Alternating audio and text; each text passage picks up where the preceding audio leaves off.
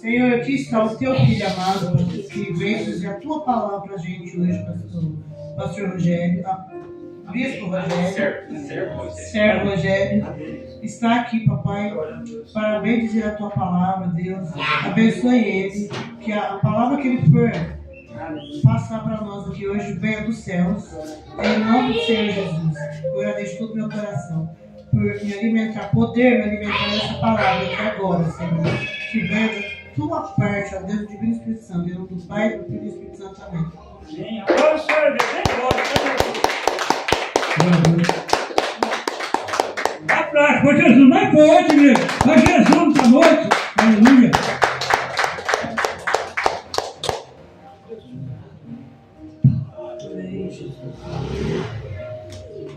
Pode se assentar.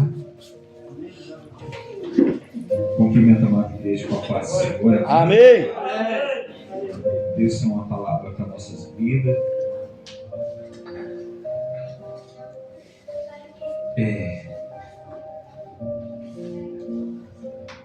Pergunte para você, primeiramente, como eu tenho trazido ou carregado a presença do Senhor? Faça essa pergunta para você mesmo. Amém. Glória a Deus. Fez? Agora pergunta para o seu irmão. Como que você tem trazido a presença do Senhor? Amém. Desculpa estar usando o celular, porque eu vou usar essa versão aqui. O que muda é apenas algumas palavrinhas, algumas traduções, mas a palavra ainda é de Deus. Aleluia, glória a Deus. Deus, maravilhoso. E eu vou estar lendo em 1 Crônicas, capítulo 13, verso 11.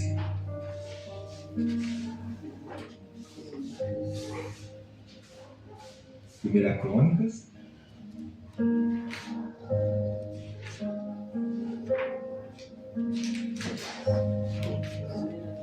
Glória a Deus, aleluia. De Reis. Vamos esperar todo mundo encontrar para a gente. Pode repetir? 1 Crônicas. Capítulo 13.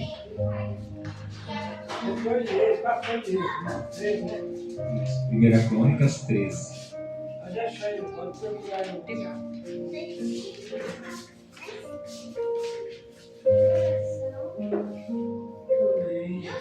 Amém?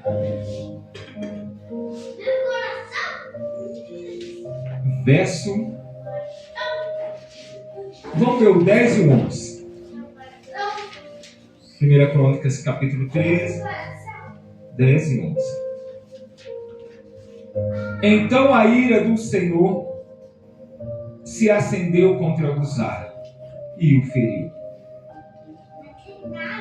por ter estendido a mão para segurar a arca.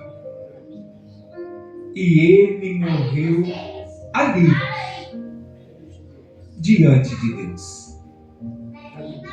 Davi ficou irado, porque o Senhor havia irrompido contra Uzá e chamou aquele lugar de Pérez Uzá até o dia de hoje. Glória a Deus. Lemos um texto aqui que vem relatar a história de um homem levantado por Deus, escolhido por Deus, era plano de Deus, que era Davi. E todos conhecem a história de Davi, que Davi era aquele que cuidava das ovelhas malhadas de seu pai.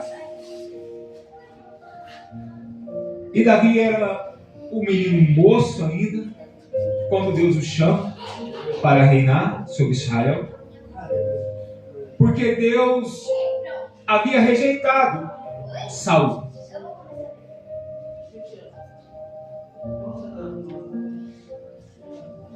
E não é tão diferente nos dias de hoje.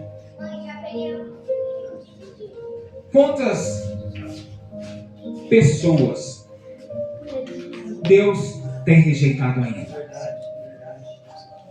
Não, bicho, Deus não rejeita. Não. Se ele não rejeitasse naquele grande dia, ele não iria dizer: apartai-vos de mim, porque eu não te conheço. Deus ainda rejeita. Verdade. Deus rejeita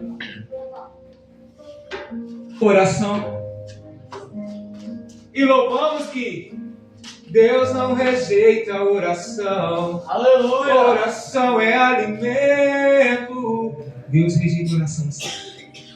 Dependendo da oração, rejeita. Então Deus rejeita Saul, levanta Davi. Davi espera o tempo de Deus.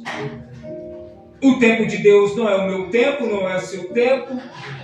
Por isso que Eclesiastes diz que é um tempo determinado para todo o propósito abaixo do céu. Por isso que Deus diz: o meu caminho não é seu caminho, o meu pensamento não é seu pensamento, o meu caminho é mais alto.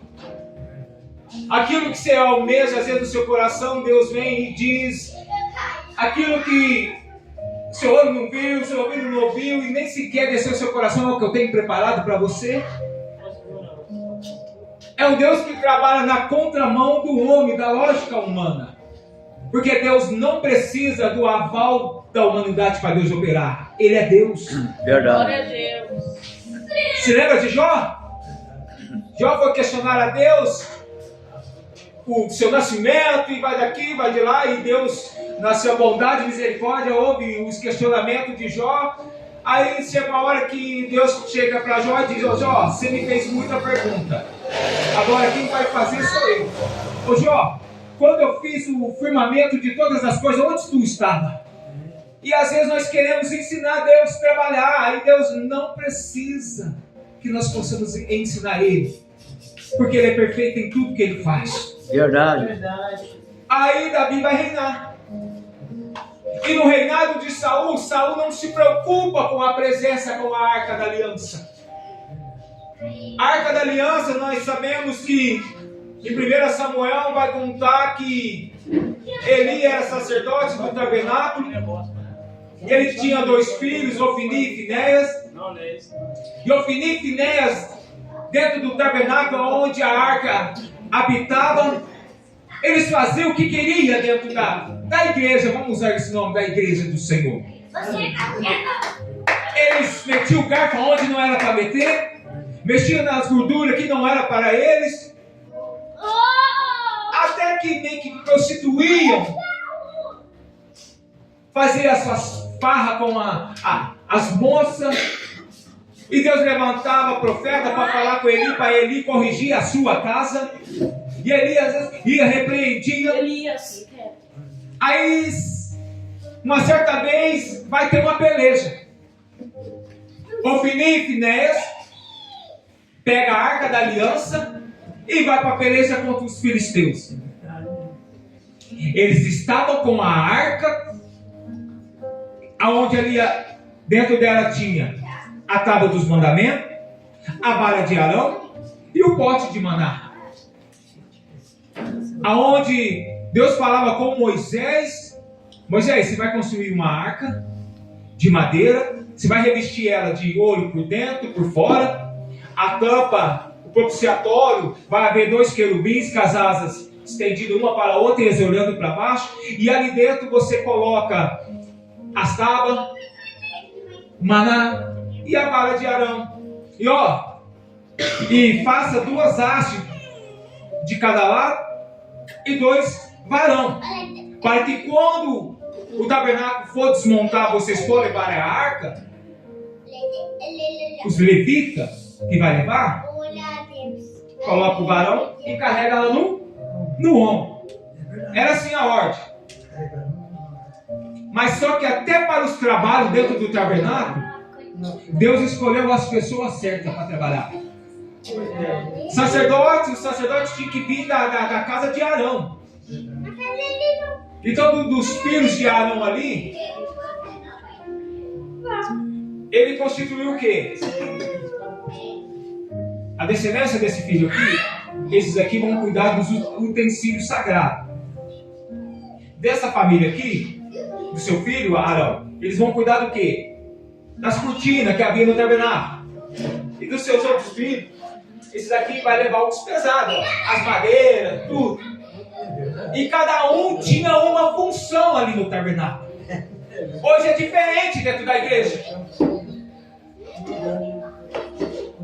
Hoje parece que pastor não quer ser pastor, missionário que quer pastorear, mas Deus colocou cada um segundo a sua vontade dentro da casa dele. É como dizendo, cada um no seu quadrado. Verdade.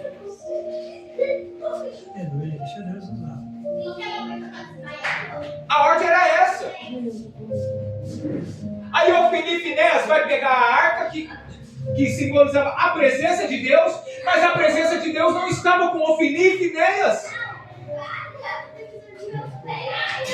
Aí os filisteus vêm, varão, e pega a arca e leva para sua terra. Vai para Ecrom, vai para Gade. Nós lemos um texto que Deus se ira porque Uzá toca na arca. Davi também fica irado. Davi quer ficar... Como é que a gente quer ficar irado com Deus, quer ficar bravo com Deus? Porque Deus matou Uzá. Aí ela está lá na terra dos filisteus, varão. Ficou lá por 7 meses. E por 7 meses Deus castigou aquele povo. Porque a arca não era deles, não era propriedade deles. Era do povo de Deus. Era do povo de Israel. E Deus vai e fere eles com tumores, com as doenças. Eles colocam a arca dentro do santuário onde está Dagon, a quem eles veneravam, era seu Deus. Primeiro dia que a arca está dentro da casa de Dagon, lá do templo de Dagon, a Bíblia fala que eles vão acordar, vai ver, no outro dia Dagon está prostrado. Todo joelho se dobrará diante da presença de Deus, diante desse nome, e toda língua confessará que Ele é o Senhor. Glória a Deus. Aí Dagon cai, eles põem ele de pé, no outro dia Dagon está lá de novo, então, até que Dagon perde cabeça, ele é quebrado. Aí eles viram que a presença de Deus ali, onde não era para eles, ali com os filisteus, eles começam já. Não pertence, vamos mandar ele embora.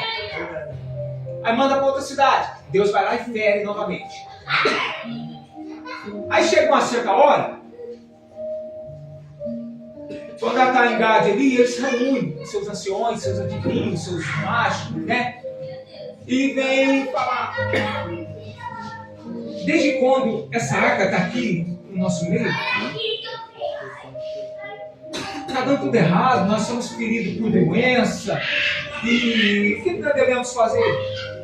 Aí os sábios dizem, olha, devolve a quem ela é de direito. Ela não pertence a nós, né? E se ficar com nós, a tragédia vai ser maior. Vamos, né, conjecturar a conversa, eles conversando. E vocês lembram lá de Faraó? Que quis segurar o povo, não quis liberar o povo para adorar o Deus de Israel no deserto? Ele feriu com as pragas. É a mesma coisa. Se vocês reter essa arca aqui, olha, devolve ela. Mas se devolver, manda-nos presente. Aí ele faz umas moedas representando os tumores, uns ratos, né? E manda junto. Tá, mas como é que nós vamos enviar ela? Faz uma carroça nova.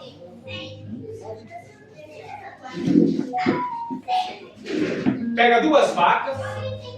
Olha, uma carroça nova. Pega 2 vacas que acabou de... Aqui. Mas será que isso vai dar certo? E como que nós vamos saber se Deus aceitou essa oferta? Então, faça isso. Pega 2 vacas que acabou de dar cria, coloca a arca na carroça, o cofre com os presentes, e nós vamos saber assim, ó. Porque todo mundo sabe, quando a vaca acaba de parir, se você separar o bezerro dela, se o bezerro chorar daqui, se ela escapar lá, se você estiver perto, perna para quem tem, você pode correr.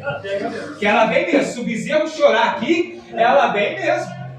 Então a estratégia é o quê? Então você pega 2 vacas que acabou de parir, que dá cria. Vamos ficar com os bezerros aqui e vamos soltar ela no rumo de Betsê, que já é Israel.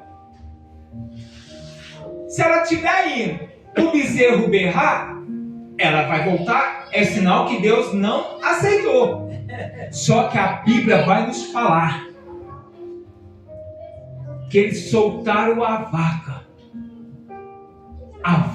com a presença na carroça, não desviou nem para a direita e nem para a esquerda. E hoje eu quero entender como é que um animal carregando, transportando a presença, não desviou nem para a direita e nem para a esquerda. E hoje tem cheio de crente dizendo que está com a presença, mas desvia para a direita, desvia para a esquerda. E como é que um animal irracional não desvia? Verdade. É crente hoje levando a lambada para essas 2 vacas.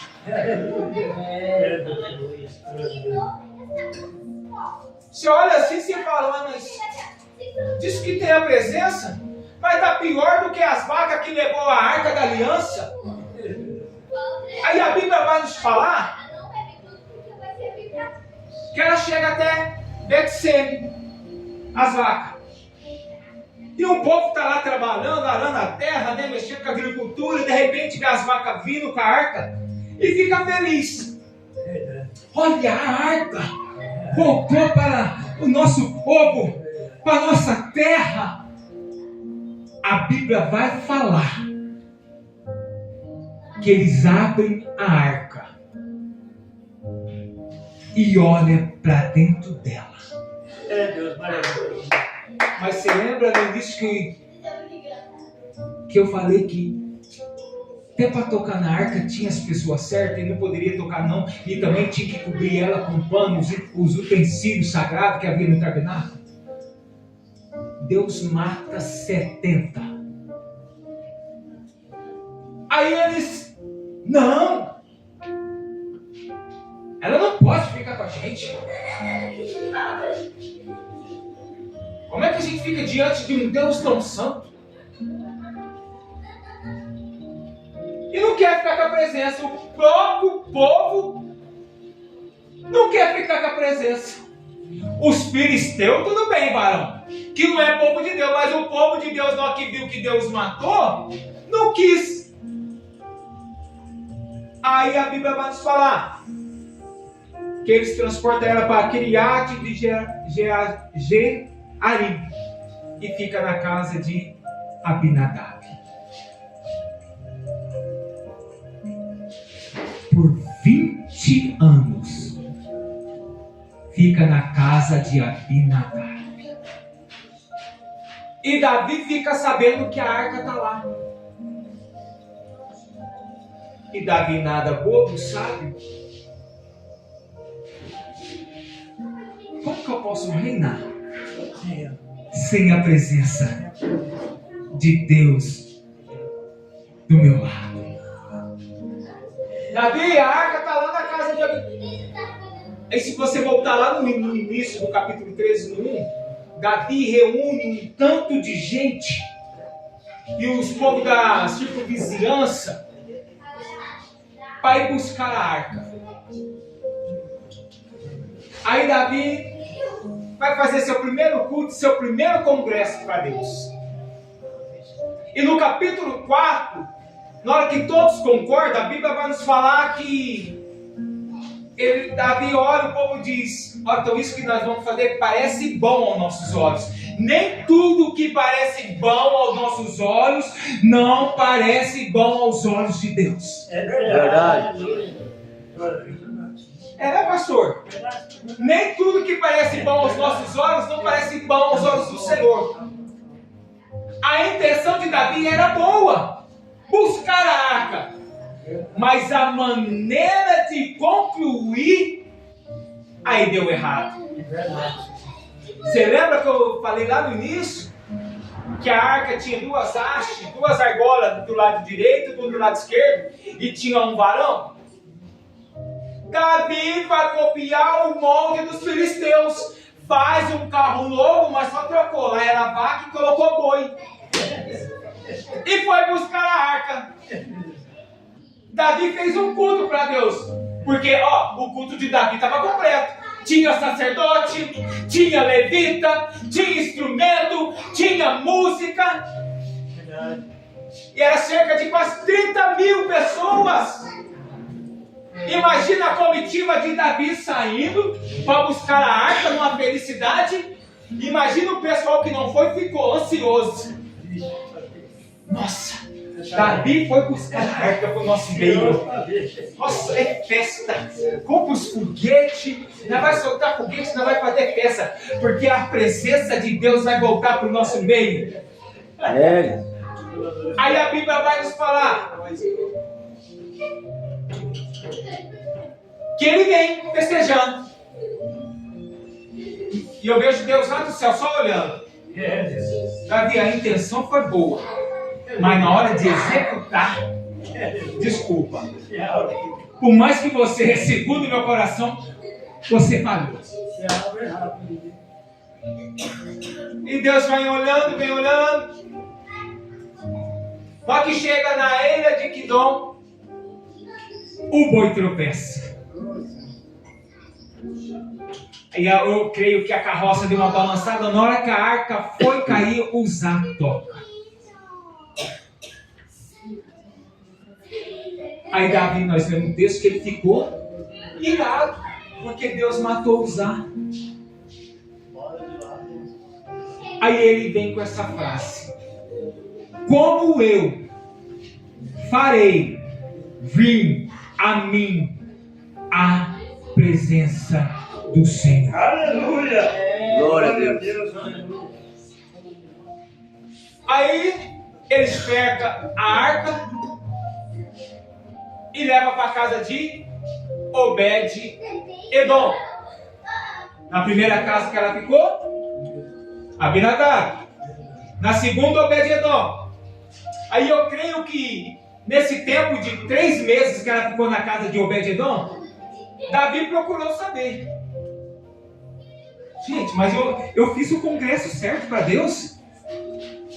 Levei sacerdote, levita, tinha instrumento, tinha música, nós dançamos, bailamos. E aconteceu isso, Davi. O que aconteceu? Me explica direito. Aí eu levei sacerdote, levei levita, isso, fizemos um carro novo e colocamos um boi para trazer, e na hora que chegou na eira de Quidom, o boi tropeçou, Uzá tocou na arca e Deus matou ele na hora.